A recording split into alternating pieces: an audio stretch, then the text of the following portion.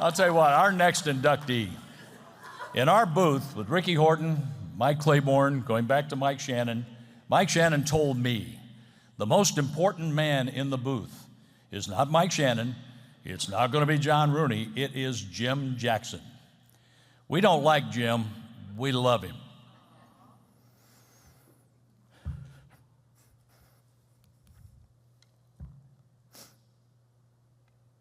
And that's what we think of Jim. We do. He is the man who turns the knobs and the levers. That's what Shannon always said. Jackson has engineered and produced St. Louis Cardinals broadcasts since 1998. Think about it, 1998, all those baseball games, all the travel, all the delayed planes, all the bad press box meals and one thing and another, but he has the perfect temperament for that job, and we're glad he's still doing the home games with us now. You know, he worked in that capacity for the St. Louis Blues, the Billikens, and the Rams. And before all of that, he worked in local radio. Let's take a look at the video of Jim Jackson. Hello, everyone, and welcome as we have a chance to visit with one of the newest inductees of the Missouri Broadcasters Hall of Fame, Jim Jackson. First of all, congratulations on the award. Long overdue. Well, I don't know if it's long overdue, but I'm pretty excited about it. And it was a shot out of the dark that I got the call from the Hall. So how does somebody get into your field? Because people grow up, they want to be a baseball player, they want to be a lawyer, they want to be a doctor, a broadcast engineer. That's a little bit of a different. I always enjoyed it. As a kid growing up, I played every sport poorly, but I played, soccer and basketball and football and baseball, and I wasn't any good at any of them, but I liked it, had fun, and I loved going to the games. So between the technical aspect, which I gravitated toward, and the fact that I like the events that I do, it kind of came together. And I've been very fortunate to have worked with some great people, Jack and Joe Buck, of course Mike Shannon, you, John, Ricky, Dan Kelly, Chris Kerber is among the best right now in the NHL. They've all made it easy for me to go to work every day. Hey Jim, congratulations on your induction into the Missouri Broadcasters Association Hall of Fame. A real tribute not only to the longevity that you've had in this sport, but just to the many broadcasts you've been a part of, no matter what the sport has been. There's no doubt that none of us broadcasters can do what we do on the air without your support helping make sure that we get on the air and then also sound as good as we can possibly sound.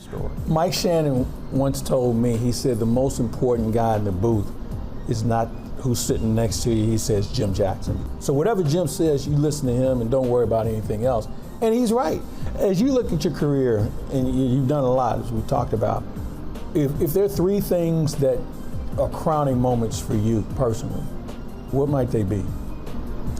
Well, I've had an opportunity to be at some pretty significant events, and there are a few right off the top of my head. Of course, things like the Stanley Cup final for the Blues, winning it, that was great. The Rams Super Bowl where they won, I was there for that, and that was terrific. And I can't tell you, there were countless baseball games I loved, but one that really sticks out of my mind, it was a playoff game against the Mets in New York. And it was Andy Chavez that stole a home run from Scott Rowland, and then Yadier Molina hit one over the left field wall. And the people in New York were stunned. That was one of those games where you sat on the edge of your seat the whole time. So aside from the broadcaster and the engineering aspect of things, as a fan, that was a great event. What about basketball? Because you've been involved in that for a number of years. You worked with Bob Ramsey and Earl Austin at St. Louis U and other people along the way. That's got to be fun because you've seen a lot of coaches and players come and go in your career. It's a great environment that they have over at St. Louis U, first of all. But secondly, the people there are terrific, and I love the game. Congratulations, Jim, on your induction into the Hall of Fame. You are the foundation of everything we do with Billiken Broadcasting. Your skill, your expertise, your knowledge, and most important, your calmness during the chaos of a college basketball sideline, and most important to me, your friendship for all of these years. Again, congratulations, my friend. Hi, John Kelly from FanDuel Sports Network and the St. Louis Blues. Let me congratulate you, Jimmy Jackson, on your well-deserved honor. the induction into the Missouri Broadcasters Hall of Fame. And Jim, I know for many years you have done a great job spinning the dials at Blues games, at Cardinals games. And more than that, Jim, you're a wonderful person. So again, from my family to yours, from the Blues family, congrats on this well-deserved honor. All of these people have, I think, a common trait in that it's not just sitting down nowadays looking at stats and computers and printouts and all that stuff. They're actually preparing for their next broadcast 24/7. For you, as you talk to this audience tonight, what's the one bit of advice you'd want to give them right now? Work hard, of course. I think that education goes a long way, and when I was going to school, they didn't teach this, so you have to be a student of it. You have to learn as you go along. So you get basics in things that lend themselves toward technology. And in my case, a lot of what has happened to me is just dumb luck. Just being at the right place at the right time. And when people say, hey, can you do such and such? Yeah, I can do that. And having absolutely no clue, but saying, I'm going to give it my best shot. Ladies and gentlemen, running the levers and pulling the knobs, or pulling the knobs and running the levers. Which one is it? Take your pick. Take your flip, a coin flip. It's an honor and a pleasure for me to say congratulations, Hall of Famer. Thank you, Michael. Ladies and gentlemen, My good friend. Hall of Famer Jim Jackson. I absolutely love my teammates with Ricky Horton, Mike Claiborne, and Jim Jackson. He keeps it all together. Please welcome one of the newest members of the Missouri Broadcasters Association Hall of Fame, the knobs and levers man, Jim Jackson.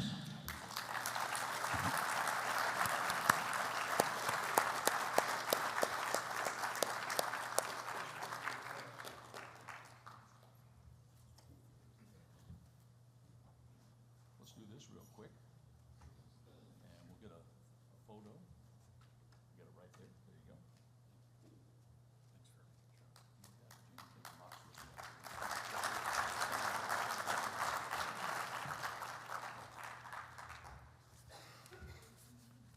Well, I did make a few notes, but I will be brief, I promise you that.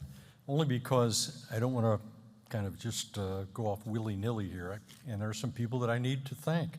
It is a privilege, not an honor, and not just an honor, it's a privilege to be here tonight in front of you folks and to be recognized along with the other inductees from the Missouri Broadcasters Association.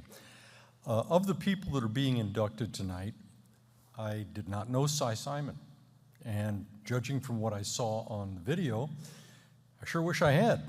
So I'm going to have to do some more research on Cy and learn a little more about his career.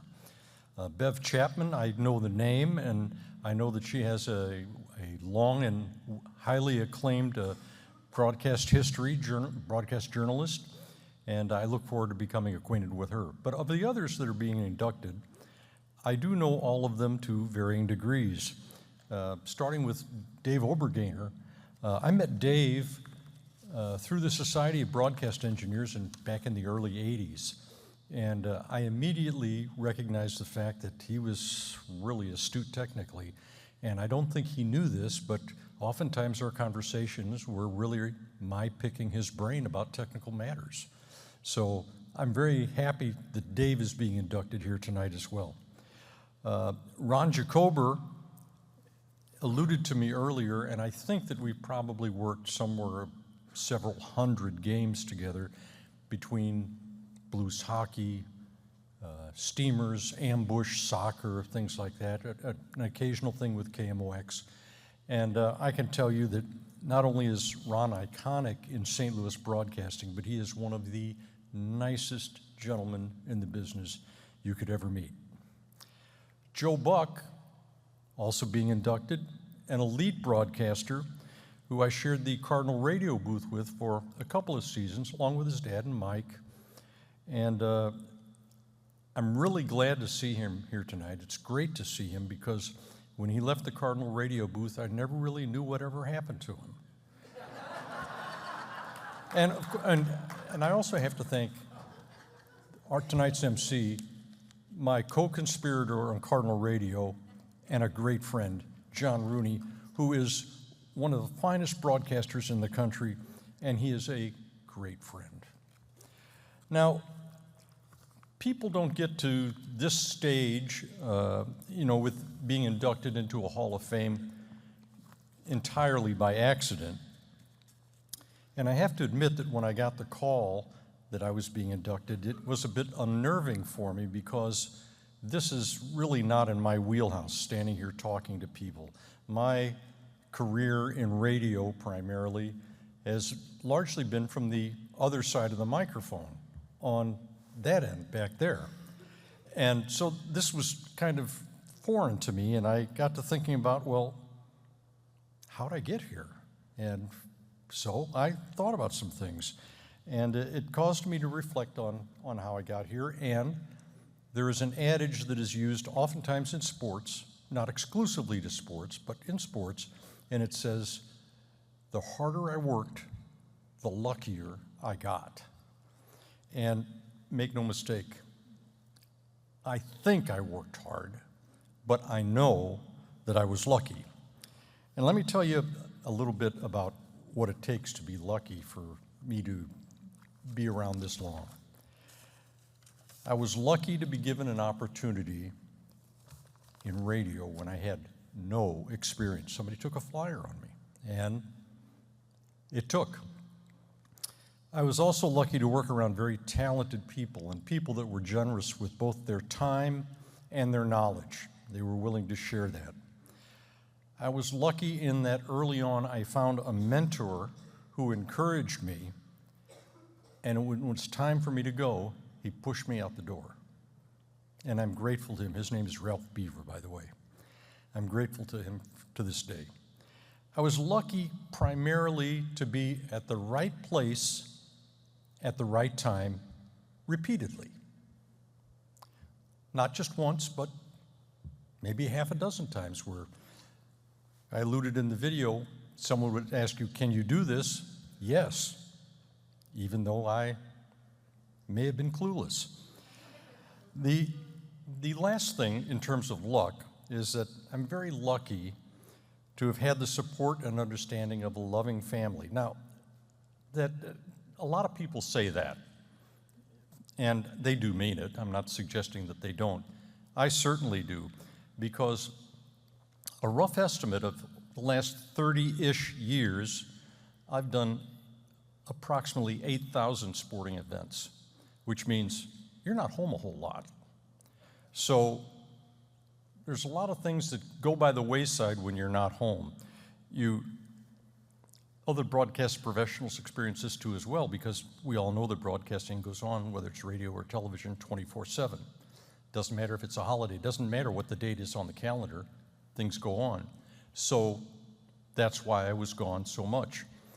And they took it in stride. Now, nobody really ever complained about it. They may have let me know, we wish you were here, but they haven't complained about it. But over that time, I missed lots of holidays, family gatherings, birthday parties, and anniversaries. And anniversaries is the key one in my mind here. And thanks to the Missouri Broadcasters Association, I'm not going to miss my anniversary this year, because it's tonight. And my fabulous wife, Fran, is sitting over here, my wife of 38 years, and today is our anniversary, and she has my undying love and gratitude for everything that she's done for those 38 years.